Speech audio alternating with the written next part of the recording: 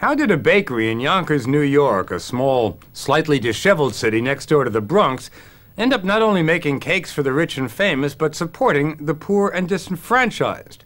The bakery we're talking about is the Grayston Bakery, a social experiment that started more than 20 years ago with the goal of employing the chronically unemployed, getting them off the streets and back into the workforce. Not only that, the profits from the bakery, and the bakery does make a profit, are used to help fund daycare centers, health clinics, and counseling services. Today, the Grayston Bakery has become a role model for companies that want to inject some social action into their business. So come with us to a bakery like no other. The Grayston Bakery is located in an old building in a section of Yonkers where the well-heeled do not walk, where inside a few cramped rooms, the bakers make gourmet cakes which are served at the finest restaurants. Cheesecake, chocolate cakes, mousse cakes. They also bake wedding cakes and cakes which have been served at the White House. It's a $5 million a year business. But the bakery doesn't hire people to make cakes. It makes cakes to hire people. People like Rodney Johnson, a former drug dealer. He got his GED in jail and his first legal job here at Grayston. You were making $5 an hour when you started working at the bakery? Yes. What were you making in the streets? A good week? $2,000. How did you manage to stick with a job paying $5 an hour when you could make a couple of thousand a week in the streets? I had a child, wanted to show her something different. And he says his drug dealing taught him some useful job skills. When it comes to having a job to get done, we try to, at the bakery, we try to meet that quota. In the streets, when I had X amount of drugs, I try to meet that quota. It's business. Business. But at the end of the day, I don't have to worry about police coming. I don't have to stash crack. I don't have to run into buildings, things of that nature. No, Rodney makes cakes and brownies now. He says he owes much of his turnaround in life to Julius Walls, the CEO of the bakery, who gave him and others like him a chance. you are employing people who are generally considered by most businesses in this country to be unemployable, hard to employ. To get the crumb structure a little tighter, it'll give a better mouthfeel. Walls was studying to be a Catholic priest, but left that calling to have a family and enter the business world.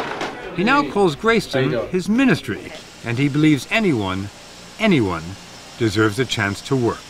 We get people who are straight out of prison. We have people who are just coming out of substance abuse programs and need an opportunity to make a go of their lives. We have people who are returning to work from their roles. And rehab centers and probation officers know that you're a man to call. Yes, absolutely. The bakery has a unique hiring policy. Every other Wednesday is open hiring day. Applicants gather outside the bakery. If you've got one job opening, for example, and you've got two applicants, and one of them is a clean-cut high school kid, and another one is off the street, how do you make up your mind? How do you do it? It is somewhat by chance because we number the applications. And so... whichever guy showed up first. Whichever guy showed up. Most new employees start out as apprentices working on the brownie line, where the work is repetitive and the temperature can get up to 90 degrees. About half drop out, but the other half go on to get full-time jobs with decent pay and benefits. Why run it for profit? Why not just run it as a charity? We understand that most people that come to work for us aren't going to stay with us forever, and they're going to have to go out and work for someone else, and we want them to understand what it means to have a real job. The bakery employs some 65 people. People like Delaney Philogene, who left Haiti as a child and became a homeless teenage mother. Delaney, how old were you when you came to this country? 11. And you've been on your own since? 14, 15. Was life pretty rough? Sure. And at some point I ended up being in a shelter and stayed there for about a good couple of months or so. And I didn't think that was a good thing for me either, and I got pregnant and left school. How did you land it? I applied and they told me to keep in touch. And so I went to Grayston every morning and I stood in front and waited until a position was given to me. And one day they told me they had a full week's work for me, and I was so excited.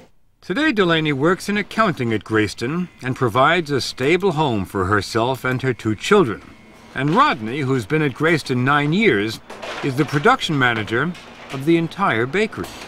This Difference that you're making very fine bakery products as opposed to doorknobs.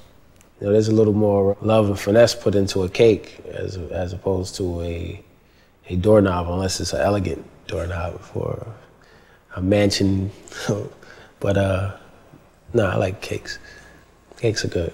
Cakes have been good to me. Specifically, these cakes, with names like Peanut Butter Explosion, Venetian Wine Cake, and their bestseller, Triple Chocolate Mousse. How many calories do you think is sitting on this table? 0. Zero. That's what I was hoping you'd say.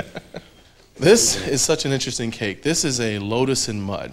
Has a lotus flower in muddy waters. Is this the flour? That's the lotus flower, handmade from buttercream. What might that be? Buttercream? Buttercream.